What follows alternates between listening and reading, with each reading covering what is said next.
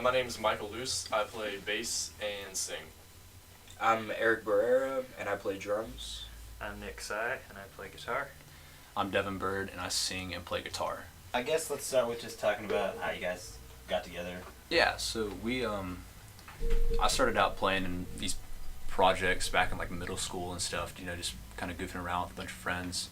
And I got Nick involved because we needed another guitar player. Now Nick and I play guitar together at church in Charlotte, so I knew him. We didn't go to school together because I lived in Lake Wiley, but I knew him through church and music lessons with Jim Hickey. So I got him involved, and then we needed a drummer. So Nick went to school with Eric and recommended him to us, and he was like, really into it, really down with our kind of music. So we got Eric involved, and then Eric knew Mike from another band that he played with, and they went to school together. And we had a bass player, but he wasn't really like, he had a lot of other things going on. He played piano for like competitions and stuff, so he wasn't always available, couldn't really put in the same commitment that the rest of us were putting in. So Eric recommended Mike to us from the other band that he played with. So Yeah. Cool. it's kind of unique how I got Nick in, Nick got Eric in, and then Eric got Mike in, and this is the lineup Full today. circle. What influenced all you guys? And you said you did some church stuff, and did that start you in music, or what other bands kind of influenced you guys to do what you're doing now? I listened to like Thrice and Circus Survive growing up, Emery. So I've always like been big into that kind of music, and started playing guitar when I was really young. I didn't start playing for people until I started playing at youth group at church, and I also sang in choir in school. And around like my sophomore year in high school, it was about 2 or 3 years ago, I really started to like learn how to sing by myself instead of just singing pitches in tune, more like actually expressing yourself with your voice and writing lyrics and stuff. So the choir, I would say, is probably my biggest influence in terms of musical training and really tapping into my ability and my inspirations and stuff.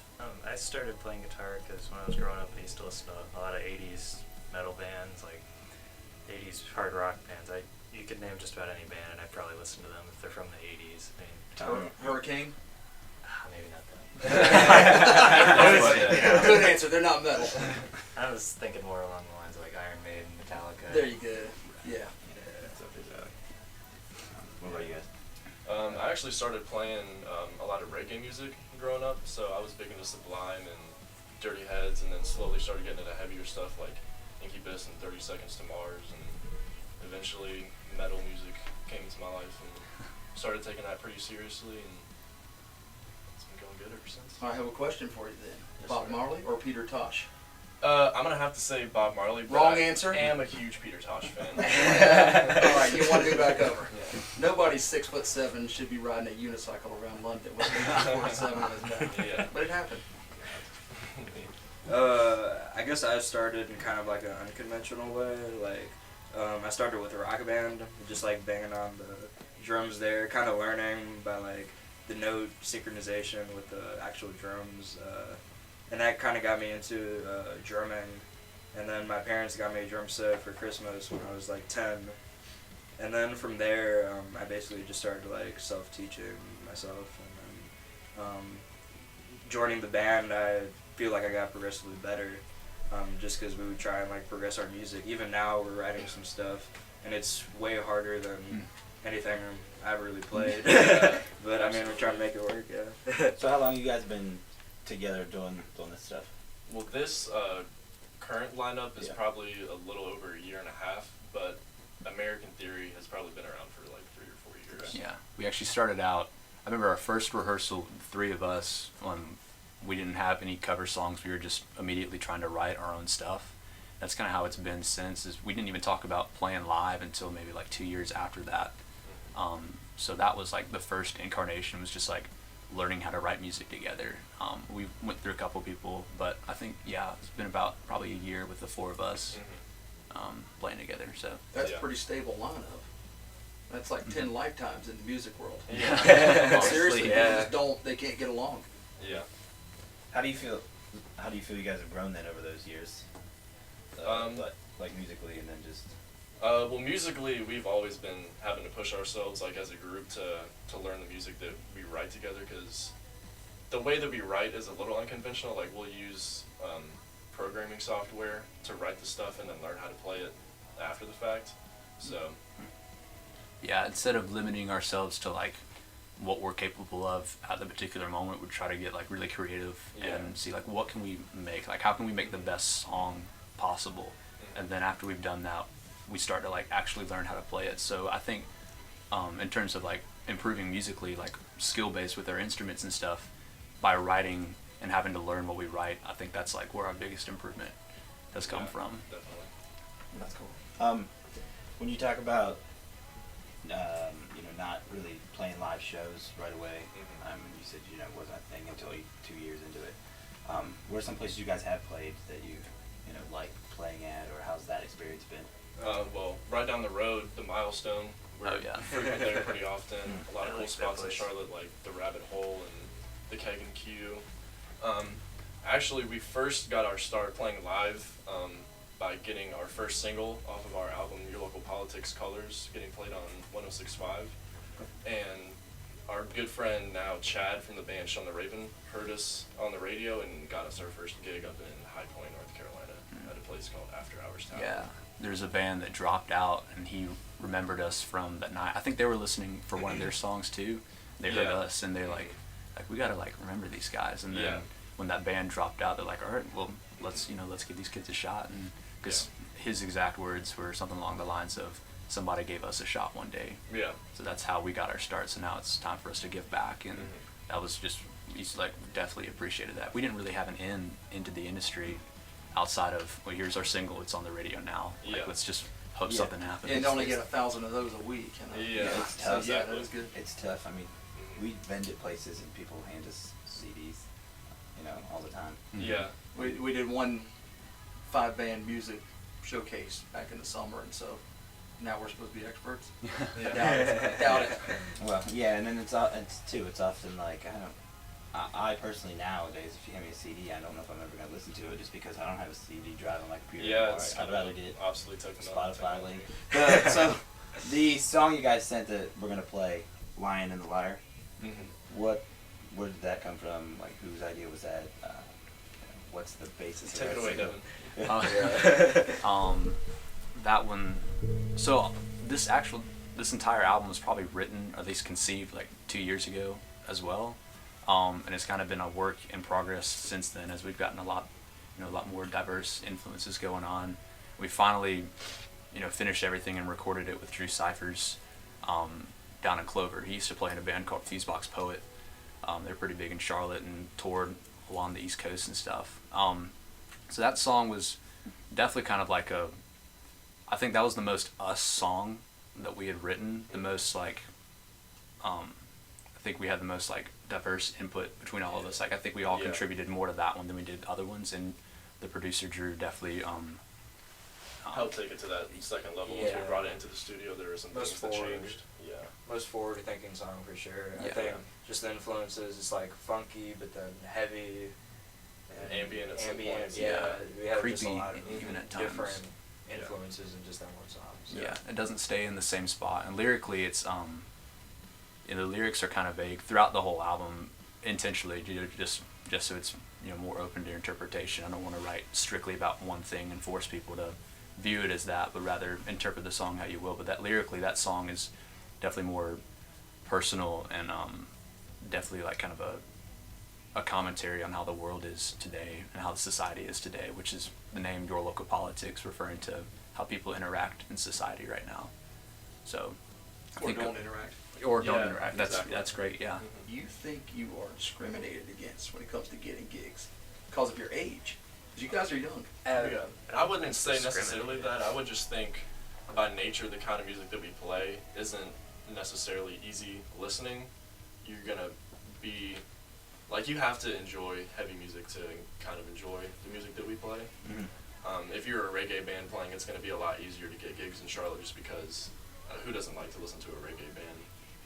Country too. Yeah, country's Country in big. the Yeah. South is just naturally just going to be a bigger thing. I Yeah. think genre-wise, maybe we'll be discriminated against a little bit, but Mhm. in terms of age, ironically, like I feel like we've been welcomed kind of with open arms, and people have appreciated that like there's young kids that are still playing, you know, modern sounding music as opposed to Yeah. excessively pop or Just doing hip hop and covers. stuff, or just doing covers too. It's like Mhm.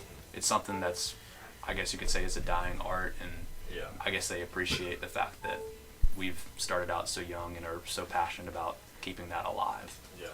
The one hiccup I would say about our age is a lot of our fans are under 18, and a lot of the places that we play are 18 plus. So Yeah. not necessarily we're getting discriminated against in that sense, but a Yeah. lot of our fans aren't able to. It make limits it. how many people Yeah. can come to certain venues. We always Yeah, keep that in mind when we do absolutely. the shows. Yeah, we run into that often. Mhm. The reason I asked you about your age is it was a trick question. I think it probably helps you because if it's me and I was booking a gig, I'd say, hell yeah, give me Yeah. some young bucks up there Right. carrying the torch, preaching the gospel.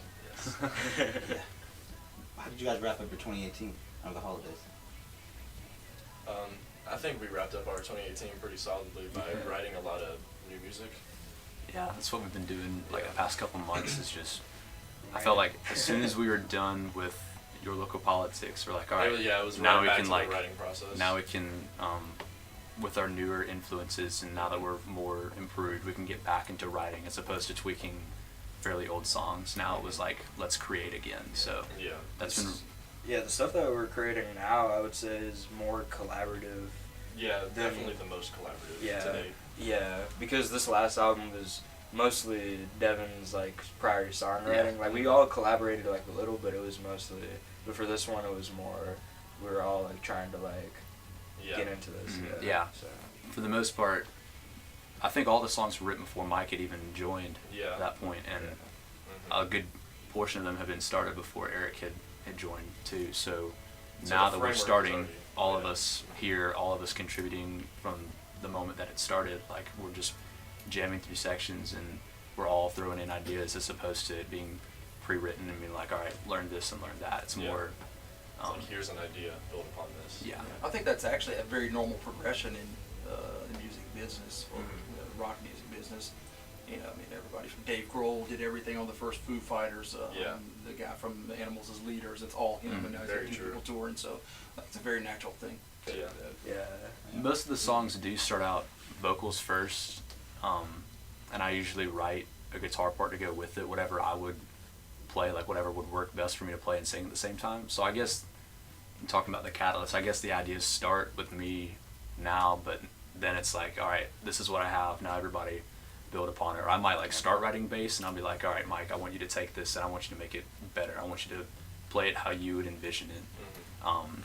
And yeah, I would, in terms of pickiness, I think I would probably be the most pickiest only because I start the song and kind of like envision like what the final product Yeah. would be, or like what would be the most effective, and try to help everybody like understand where I'm coming from. But otherwise, we're all pretty like open to it, and it's like I think we think pretty similar because we have pretty similar influences now that we all like kind of know, should it be this note or this note or this rhythm or this rhythm. We all kind of have a similar idea like what we all like. Yeah, we do should have the pretty same thing. similar tastes as music fans, so Mhm.